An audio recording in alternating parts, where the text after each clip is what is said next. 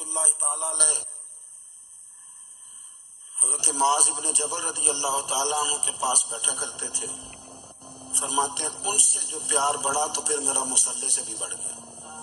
تابعی فرماتے ہیں صحابی رسول سے محبت ہوئی تو ذکر سے بھی ہو گئی, پھر درود شریف سے بھی ہو گئی.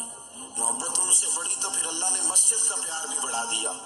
آپ فرماتے ہیں کہ میری ہر وقت طبیعت چاہتی تھی کہ بس اللہ اللہ کروں, بس اللہ اللہ کروں, بس نہ میں ذرا تھوڑی جان چھڑاؤں لوگوں سے, کو 10 منٹ ملے تو میں کو 4 نفل پڑھ لوں, میں تھوڑا سا نہ بچوں لوگوں سے, اور مجھے تسبیح ملے تو میں نا کچھ 400-500 دفعہ استغفار پڑھوں, سبحان اللہ الحمدللہ اللہ اکبر لا حول ولا قوت الا باللہ, میں نا تسبیحات پڑھوں. فرماتے ہیں کہ بچے تھے گھر میں 6-7, غربت تھی, کام ملتا کوئی نہیں تھا. میں کام چور نہیں تھا, کام ڈھونڈتا تھا, پر اللہ کی قدرت کے کام نہیں ملتا تھا. فرماتے ہیں کہ میں نے ایک دن اپنی اہلیہ سے کہا کہ آج میں پھر جاتا ہوں کام ڈھونڈنے. تو میری بیوی بڑی فرما بردار تھی, پر اس دن غربت کے ہاتھوں تنگ آ کے کہنے لگی آج نانا کو تو چیز لے کے آیا تو مجھ سے بچوں کی بھوک نہیں دیکھی جاتی. سب روگاں دا روگ محمد جس دا نام غریبی, کنڈ بلا کے لنگ جاندے نہیں دوست یار غریبی. آج نہ کچھ لے کے آیا تو میں بچے لے کے چلی جاؤں گا. شیخ فرماتے ہیں کہ میں بڑا پریشان گھر سے نکلا, پر میں نے صبح سے لے کے زور تک کام ڈھونڈا, کام ملا کوئی نہیں. تو میرے دل میں خیال آیا چلو کام نہیں ملتا تو اللہ اللہ تو کرے نا, چلو بندوں کی مزدوری نہیں ملتی تو رب کی عبادت ہی کرتے ہیں. فرماتے ہیں کہ میں نے نا فرات کے پانی سے وضو کیا نہر کے, شدید دھوپ تھی, ساتھ ریت تھی اور ریت تپ رہی تھی. میں نے اپنا رومال وہیں مصلی کے طور پر بچھا لیا اور فرماتے ہیں کہ زور سے لے کر عصر تک نماز پڑھی. دھوپ بھی پورے زور پہ, پر میرے سجدے کا ذوق بھی پورے زور پہ. فرماتے ہیں سورج بھی چمک رہا ہے اور رب کی عبادت کا ذوق بھی پورے زور پہ. میں سجدہ کروں تو پھر میرا اٹھانے کو جی نہ چاہے. میرے استاد لکھا کرتے تھے, یہ ان کا شعر ہے, وہ کہا کرتے تھے مجھے سوز دے, مجھے ساز دے اور مجھے نیم شب کا نیاز دے, دم سجدہ خود کو میں توڑ دوں, مجھے ایسا ذوق نماز دے. اور میں تیری بہار کا پھول ہوں, میں کھلا بھی ہوں تو تیرے لیے, مجھے میری شاخ سے توڑ لے, مجھے اپنی زلف کا ناز دے. بھائی فرماتے ہیں کہ عصر تک میں نے نفل پڑھے, دل ڈھلنے لگا, عصر کی نماز پڑھی اور میں وہاں سے چلا. اب میں جب نکلنے لگا تو دل میں خیال آیا کہ چھوٹی چھوٹی دیواریں ہیں گھر کی, بغیر کچھ لیے جاؤں گا تو بیوی دور سے دیکھے گی تو شور کرے گی کہ پھر خالی ہاتھ آ گیا. کہتے میں نے اپنی اسی رومال میں جس میں نے نماز پڑھی تھی نا, رومال میں کیا کہتے پنجابی کے صافہ کہتے ہیں, اسی میں نا میں نے کچھ ریت بھر لی کہ وہ دور سے دیکھے گی تو سمجھے گی کچھ لے کے آیا ہے. چلو جا کے اسے بتا دوں گا کہ آج پھر مزدوری نہیں ملی. کہتے ہیں وہ ریت لے کر جب میں گھر میں گیا تو پہلے بیوی دروازے پہ کھڑی ہوتی تھی, پوچھتی تھی خالی ہاتھ آ گئے ہو, آج میں نے دیکھا تو ہے ہی کوئی نہیں. فرماتے میں اندر داخل ہوا, سلام لیے, کونے میں نے وہ رومال رکھ دیا اور میں نے آواز دی کہ بھلی مانس کہاں ہو. تو وہ کہنے لگی آپ منہ ہاتھ دھو لیں, میں روٹی لے کے آئی. میں نے کہا روٹی کہاں سے آ گئی, یہاں تو کئی دنوں کے فاقے, تو کئی دنوں کی غربت ہے, یہاں تو اس گھر میں تو فقیری ہے.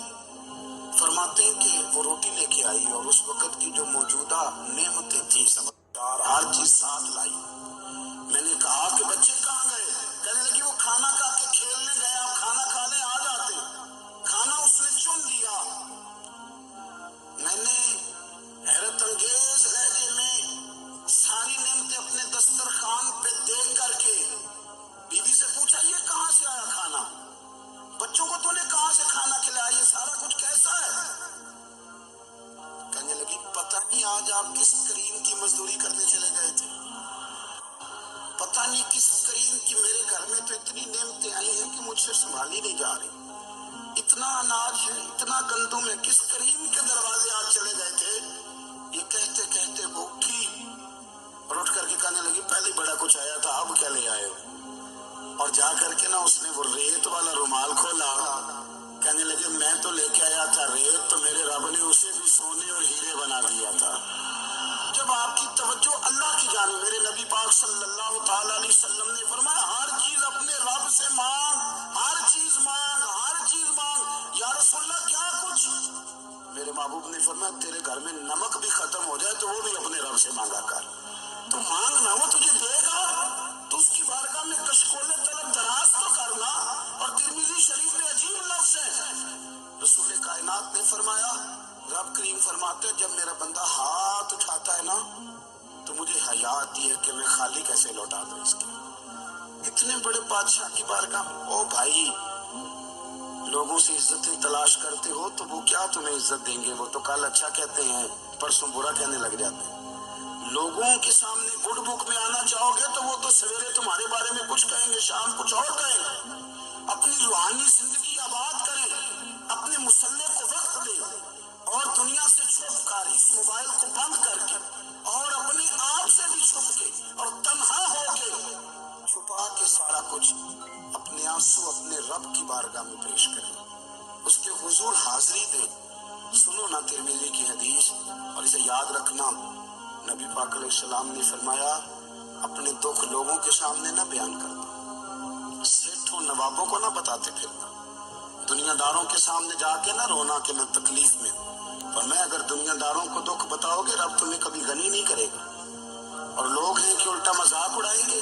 آپ کی جس سے بڑی پکی یاری ہے نا، پکی، وہ تب تک پکی ہے جب تک آپ نے 50,000 مانگا نہیں، اور جس وقت آپ نے کہہ دیا کہ میں مجبور ہوں میری مدد کر، تو پھر ختم ہو گئی دوستی۔ لوگوں کی تعلقات آپ کے ساتھ تب تک ہیں جب تک آپ ان سے کوئی ضرورت وابستہ نہیں کرتے۔